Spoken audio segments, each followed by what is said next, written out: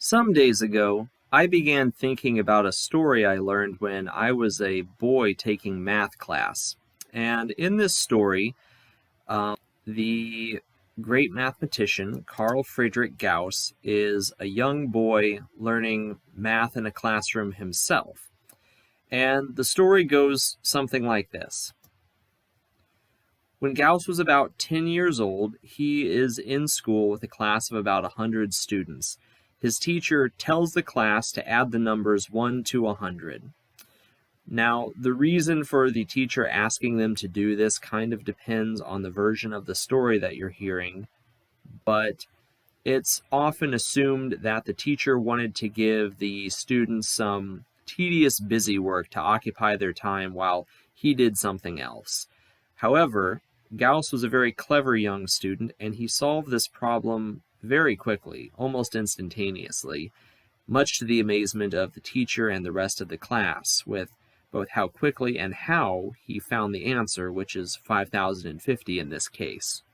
Now, when this story is finished, it's usually followed up by the source with an explanation of the formula for a sum of natural numbers 1 through n. In other words, what is the sum of the counting numbers 1, 2, 3, and so forth until you get to n being an arbitrary value in this case. Now, this story is found in many textbooks, many popular science sources, and so on, and it got me thinking both about the story and about the math behind it. However, it's important to note that the story is probably apocryphal. The first reliable source of it comes from a friend of Gauss's who was writing his eulogy after Gauss had died. This man was Wolfgang Sartorius von Waltershausen, this man here. He wrote that this story was one that Gauss told about his own childhood frequently when he was alive to friends and associates. However, there are many different versions of the story which have circulated from many years after Gauss had passed away. Now, these different versions of the story change many details or outright make things up about it, including the exact numbers which were asked to be added up, the teacher's reasoning for asking the students to do this, or even how Gauss found that summation. Now, I don't think that this is something which was completely fabricated. I don't think that Waltershausen or Gauss had any motive for making up this story. Gauss's reputation as a successful and important mathematician was already well established by the time he was an adult, and even more so by the time he had died. I think there is some kernel of truth to this story, but the exact details of it may be lost to history. So, how is this summation typically taught in schools and other sources? Well, mainly in terms of notation and formulas. On the left, we have a very common algebraic expression, which is that the sum is equal to n times n plus 1 divided by 2. And on the right, we have that same expression in summation notation. And if you're not familiar with this character here is a capital Greek letter sigma. And the way to read this is that we will sum this expression. In this case, it's just this variable I. So starting where I equals 1 and going to n, we just increment this by 1 each time. So 1 plus 2, and so on and so forth until we reach n. So further than that, sometimes there is a derivation or a proof of these offered.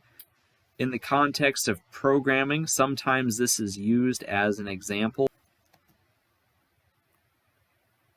A less commonly taught way to think about this is one that some people hypothesize that Gauss himself thought about this, which is that if you imagine the numbers in a line and realize that you could fold that line in half and pair up the numbers, you'll have a simpler way to approach the problem. So we could go 1, 2, 3, 4, and so on and so forth until we got to the middle, which is 50, 51, and then proceed some more until we get to 97, 98, 99, and finally 100. If we fold this number line in half here between 50 and 51 and begin pairing up 101, 99 and 2, 98 and 3, 97 and 4, all the way till we get to 51 and 50, we'll find that all of these pairs come to 101. In other words, we have 50 pairs, and each pair is a total of 101. We can multiply 50 by 101 to get our sum, which is 5,050. Now, I would emphasize that we can't know for certain how Gauss thought about this, but it does make sense that he would find an intuitive, clever solution that avoids tedious calculation. It's unlikely that he would have just manually added 100 numbers together in his head. It's possible, but I think it's more likely he would have used some heuristic like this, which is less error-prone and quicker. But there's an even less commonly taught method to think about this, which is what occurred to me when I was thinking about this story a while ago. And I would consider this to be a visual explanation that uses geometry. And after I thought about it for a while, and as I was preparing to make this video, I did some more research, and I only found a few sources online that showed this method. Most sources are going to use those first few methods I showed. And this is even more true on YouTube in particular, where I could only find a few videos that had an explanation that was even somewhat similar to what I'm about to show. So to recap, the sum of integers 1 through n can be represented in sigma notation, like this, or in a longhand notation, where you would just do an addition operation over and over until you got to n, or as this formula over here. And these are all valid, they all work. Different people may have different preferences for what they use. But how do we arrive at this? In other words, how can we explain why these work and why these model that summation pretty well? And that's what my visual interpretation seeks to do. So we'll do a simple example that just uses circles. We're counting circles in this case. Suppose we wanted the sum of the numbers 1 through 4. Well, that would be easy enough to do in our heads. We could do 1 plus 2, which is 3, plus 3 makes 6, plus 4 makes 10. Easy enough. But suppose we wanted to go well beyond 4. Well, we couldn't just do the sum of numbers 1 through 100 in our head or through 1,000. That was kind of the point of the original story with Gauss. So suppose I put a circle for each number I have here. 1 circle, 2 circles, 3 circles, and 4. Now, we could just count these circles, but that's also not efficient for larger numbers. But when I stack these circles up like this, it forms a triangle. It forms a right triangle. And that got me thinking about the area of a triangle. Suppose that I consider one circle to be 1 unit on this triangle. Well, the area of a triangle is 1/2 times its base times its height. In this case, the base and the height are the same, so we have 4 as a base and 4 as a height. But you may realize there's a problem with that, because if I just do my formula, I get an incorrect answer.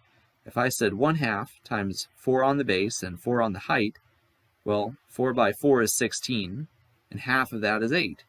But clearly that's not true, because we have here 10 circles. 8 is not equal to 10. So what's going on? Well, when I'm using that formula, my formula is not really applicable here, because I'm actually dividing this diagonal line of circles with the hypotenuse of that triangle.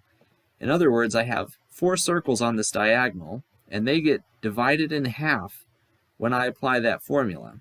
And I have 4 halves on this side, or 2 whole circles, but there are 2 circles that are left out of this area that I'm interested in finding. So I need something different.